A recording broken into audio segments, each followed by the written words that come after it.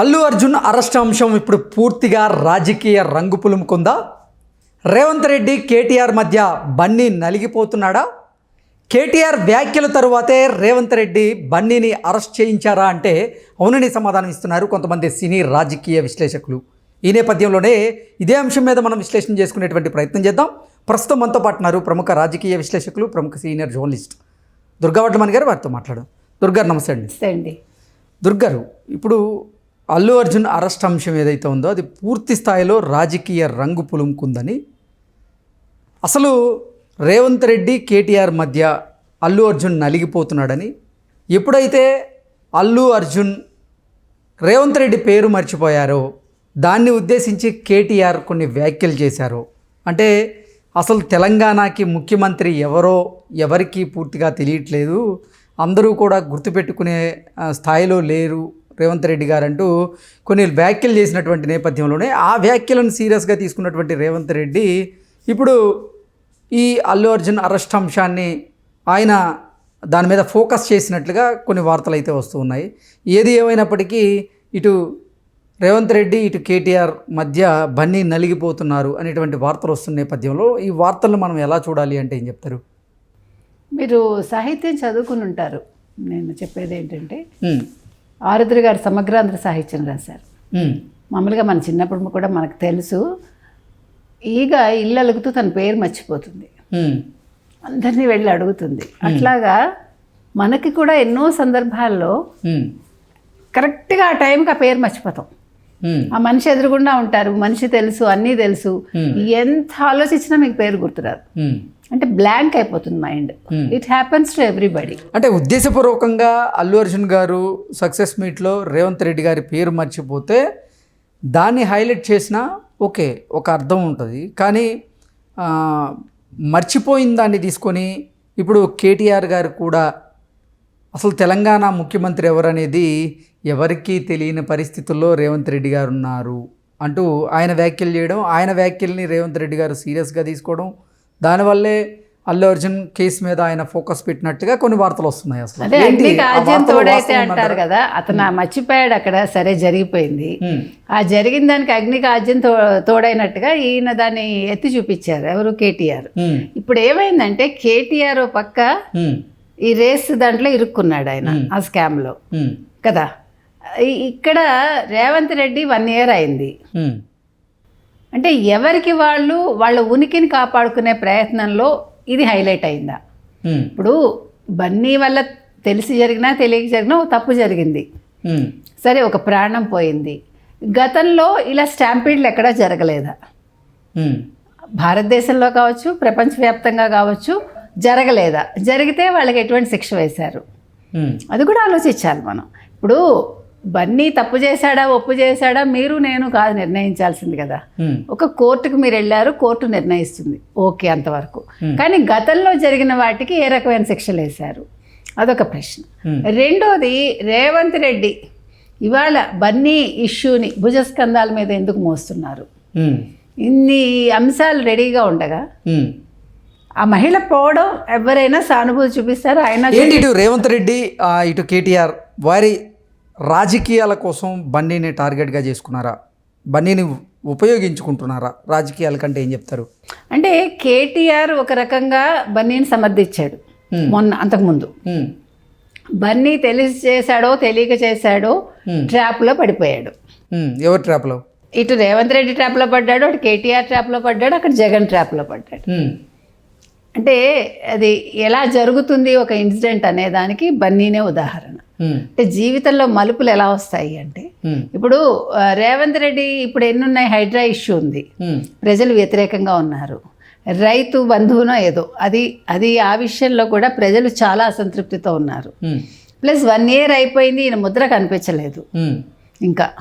రేవంత్ రెడ్డికి మంచి మార్క్సే వచ్చాయి, రేవంత్ రెడ్డి మీద మంచి పేరే ఉంది, ఒక అగ్రెసివ్గా వెళ్తున్నాడు అని.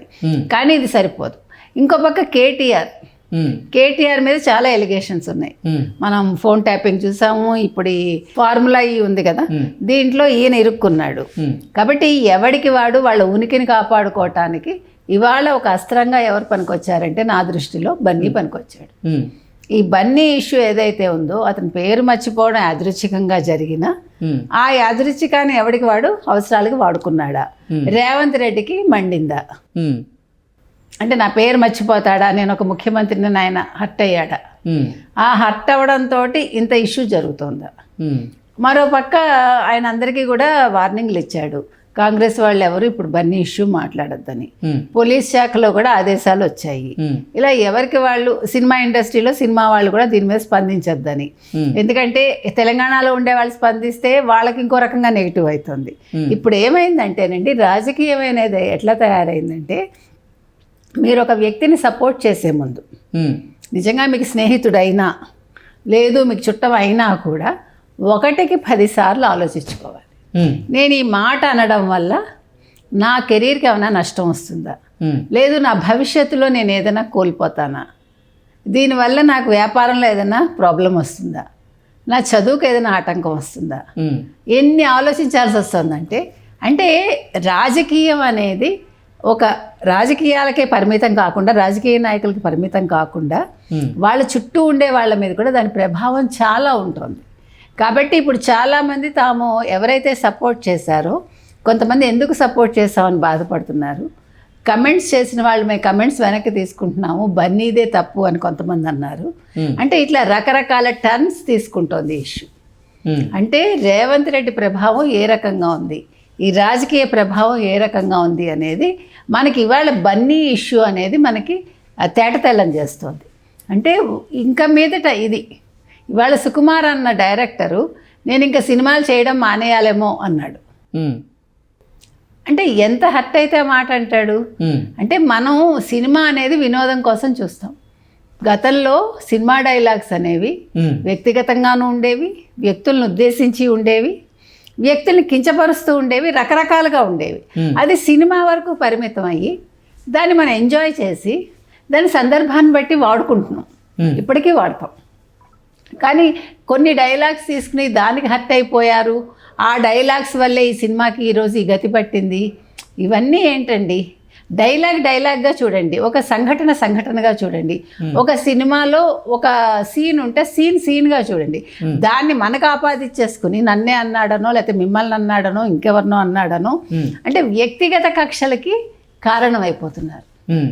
ఇది తప్పు కదా. సినిమా అనేది వినోదం. లేదు మొత్తం చలనచిత్ర పరిశ్రమనే మీరు బ్యాన్ చేసేయండి, అసలు సినిమాలు తీయకండి, మా మనోభావాలు దెబ్బతింటున్నాయి, అసలు ఇండస్ట్రీనే మాకొద్దు అనుకోండి, అసలు కళలే వద్దు. ఇప్పుడు కళలు అనేవి ఎందుకుంటాయి, ఇప్పుడు నాటకాలు ఒక కాలంలో నాటకాలు రాబట్టే కదా సమాజంలో ఒక మార్పు వచ్చింది. ఒక కన్యాశుల్కం కావచ్చు, ఒక వర విక్రయం కావచ్చు, ఎన్నున్నాయి మనకి. అంటే సంఘంలో ఉండేదాన్ని మంచిని చెడుని కూడా నాటకాలు చూపించేవి. ఇప్పుడు ఆ పని సినిమాలు చేస్తున్నాయి. సినిమా వినోదం కోసం అన్నప్పుడు కొన్ని క్యారెక్టర్స్ అలాగే ఉంటాయి, మీరు క్యారెక్టర్గా చూడాలంతే. దాన్ని తీసుకెళ్ళి ఆపాదించుకుంటాను అంటే ఈరోజు బన్నీలాగా చాలామంది రేపొద్దున్న సఫర్ అవ్వాల్సి వస్తుంది.